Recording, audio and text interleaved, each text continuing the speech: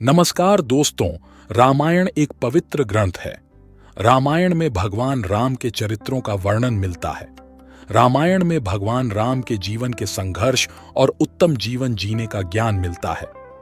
दोस्तों, क्या आपको पता है भगवान राम को पत्नी वियोग क्यों हुआ और भगवान राम ने माता सीता की खोज के लिए वानर की ही सहायता क्यों ली?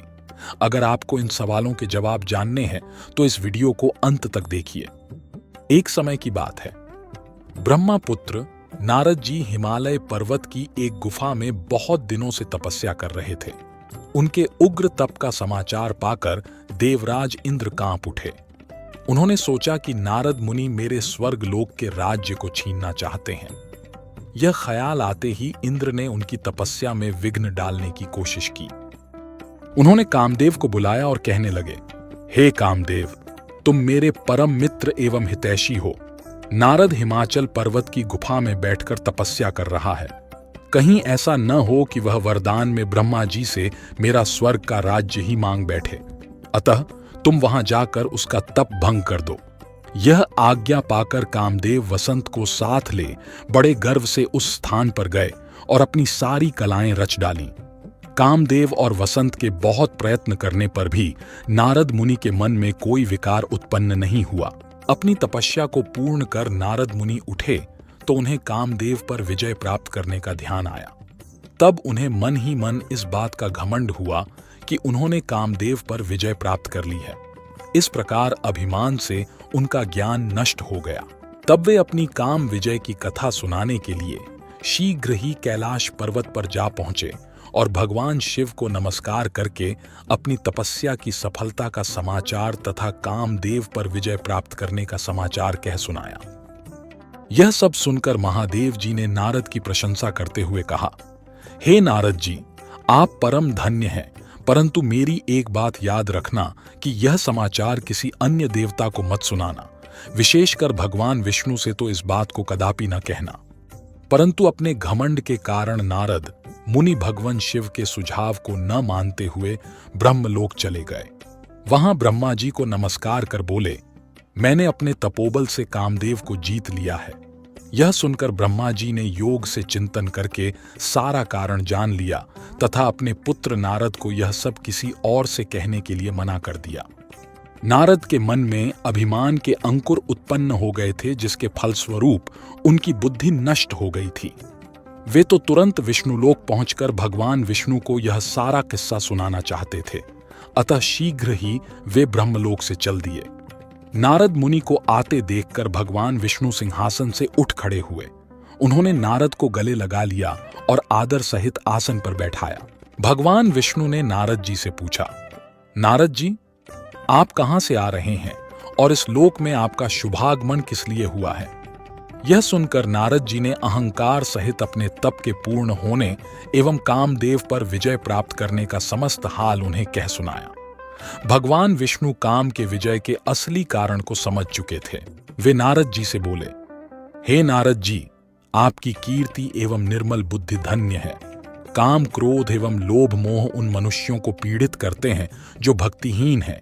आप तो ज्ञान वैराग्य से युक्त एवं ब्रह्मचारी हैं, फिर भला यह काम आपका क्या बिगाड़ सकता था? देवर्षि नारद बोले, हे भगवान, यह सब आपकी कृपा का ही फल है। आपकी कृपा के आगे कामदेव की क्या सामर्थ्य है जो मेरा कुछ बिगाड़ सके? मैं तो सदा ही निर्भय हूं। इतना कहकर नारद जी विष्णु भगवान को नमस्कार कर वहां से चल दिए। विष्णु भगवान ने एक अद्भुत माया रची। उन्होंने जिस ओर नारद जी जा रहे थे वहां एक सुंदर नगर बना दिया। वह नगर बैकुंठ लोक से भी अधिक रमणीय था। वहां बहुत से विहार स्थल थे। उस नगर के राजा का नाम शीलनिधि था। उस राजा की एक बहुत सुंदर कन्या थी। उन्होंने अपनी पुत्री के लिए स्वयंवर का आयोजन किया था। उनकी कन्या का वरण करने के लिए उत्सुक बहुत से राजकुमार पधारे थे। वहां बहुत चहल पहल थी। इस नगर की शोभा देखते ही नारद जी का मन मोहित हो गया।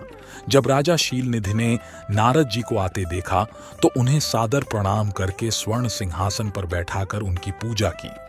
फिर अपनी देव सुंदरी कन्या को बुलाया और नारद जी से उसका परिचय कराते हुए शीलनिधि ने निवेदन किया, महर्षि, यह मेरी पुत्री श्रीमती है। इसके स्वयंवर का आयोजन किया गया है। इस कन्या के गुण दोषों को बताने की कृपा कीजिए। राजा के ऐसे वचन सुनकर नारद जी बोले, राजन, आपकी कन्या साक्षात लक्ष्मी है। इसका भावी पति भगवान शिव के समान वैभवशाली, त्रिलोकजयी, वीर तथा कामदेव को भी जीतने वाला होगा। ऐसा कहकर नारद मुनि वहां से चल दिए। वे काम के वशीभूत हो सोचने लगे कि राजकुमारी को कैसे प्राप्त करूं। स्वयंवर में आए सुंदर एवं वैभवशाली राजाओं को छोड़कर भला यह मेरा वरण कैसे करेगी। वे सोचने लगे कि नारियों को सौंदर्य बहुत प्रिय होता है।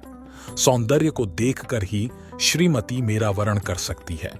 ऐसा विचार कर नारद जी फिर विष्णुलोक में जा पहुंचे और उन्हें राजा शीलनिधि की कन्या के स्वयंवर के बारे में बताया तथा उस कन्या के साथ विवाह करने की इच्छा व्यक्त की। उन्होंने भगवान विष्णु से प्रार्थना की कि वे अपना रूप उन्हें प्रदान करें ताकि श्रीमती उन्हें ही वरे। भगवान विष्णु बोले, हे नारद, वहां आप अवश्य जाइए। मैं वही करूंगा जो आपके हित में होगा, क्योंकि तुम मुझे विशेष प्रिय हो। ऐसा कहकर भगवान विष्णु ने नारद मुनि को वानर का मुख तथा शेष अंगों को अपना मनोहर रूप प्रदान कर दिया। तब नारद जी अत्यंत प्रसन्न होते हुए अपने को परम सुंदर समझकर शीघ्र ही स्वयंवर में आ गए और उस राज्य सभा में जा बैठे। वह राजकुमारी हाथ में जयमाला लिए अपनी सखियों के साथ स्वयंवर में आई। नारद मुनि का भगवान विष्णु जैसा शरीर और वानर जैसा मुख देख वह कुपित हो गई और उनकी ओर से दृष्टि हटाकर मनोवांछित वर की तलाश में आगे चली गई। सभा में अपने मनपसंद वर को न पाकर वह उदास हो गई। उसने किसी के भी गले में वरमाला नहीं डाली। तभी भगवान विष्णु राजा की वेशभूषा धारण कर वहां आ पहुंचे। विष्णु जी को देखते ही उस परम सुंदरी ने उनके गले में वरमाला डाल दी। विष्णु जी राजकुमारी को साथ लेकर तुरंत अपने लोक को चले गए।